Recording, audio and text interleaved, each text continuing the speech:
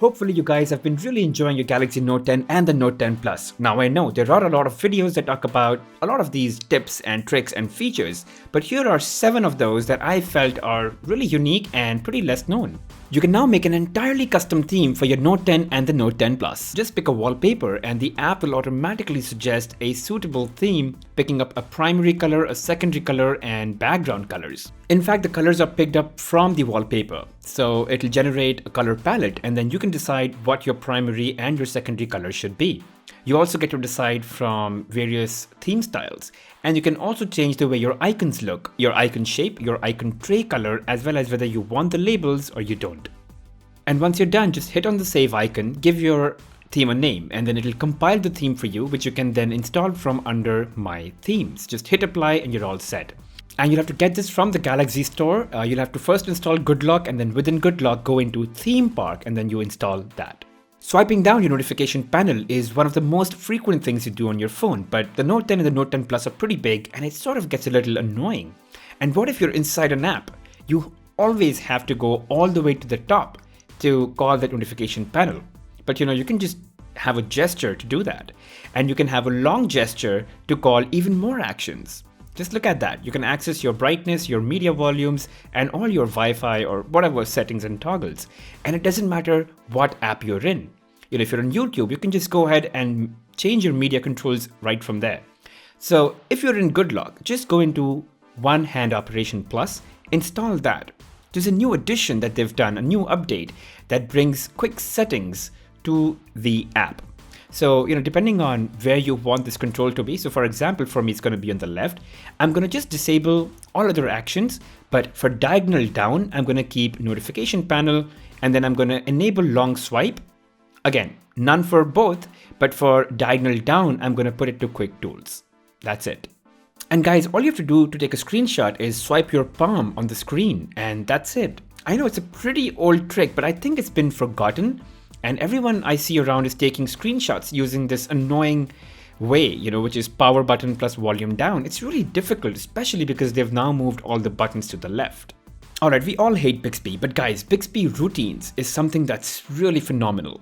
It basically automates your phone and lets you do certain things that are routine on its own. For example, you're going to work, what should your phone do?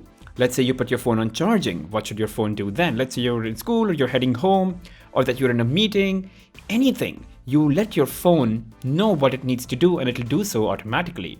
For example, when I'm driving, it'll turn Dolby Atmos on, my screen orientation to auto-rotate, unlock phone because I don't want to be looking for my fingerprint sensor, location on so I can use maps, and Wi-Fi off because I'm not in a Wi-Fi zone, and sound mode on vibrate because I don't want my music to get chipped every time I get a notification.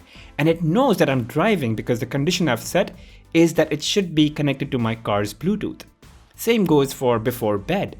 My sound mode on mute, blue light filter on, brightness at 40, and then I can also add that turn off always on display.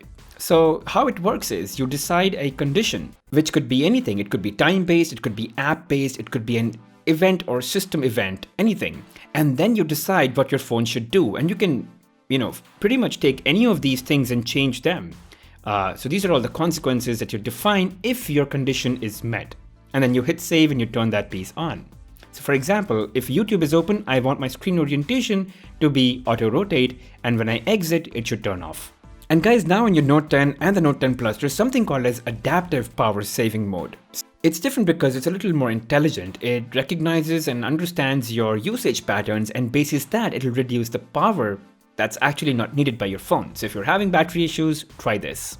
Now, this is not something new, it's always been around, but just if in case you did not know, these are called pop-up windows or pop-up apps. And it basically allows you to use multiple apps together, not in their full screen mode, but hey, you've got a big screen on the Note 10 or the Note 10 Plus, and you can pretty much use that. You can drag and drop one window over the other, and then you can change the opacity of that. So you can still see a preview of what's in the background and still access that lighter, transparent app. Now, I don't know under what conditions you would want to use these, but here's how you do it. Go into your task view and then just tap on the icon and say open in pop-up view. And that's it. And then you can collapse it into a small bubble. you can do that for other apps as well. Now, not all apps would be supported, so you're going to have to go and tap on the icon to see if that option is available for you. So for example, Slack and Gallery is supported, even WhatsApp is supported, but Instagram, for example, is not supported. So you're going to have to see, but it really depends on how you intend to use this. I just use it for quicker access because it overlays on top of everything else. So if I was on YouTube and I quickly want to go into WhatsApp, I can just tap on the bubble and it'll be there. Coming to the next one, did you know that you can just double tap on the recent apps button to go to your last window? I mean, it's always been there, I just don't know if you've used it.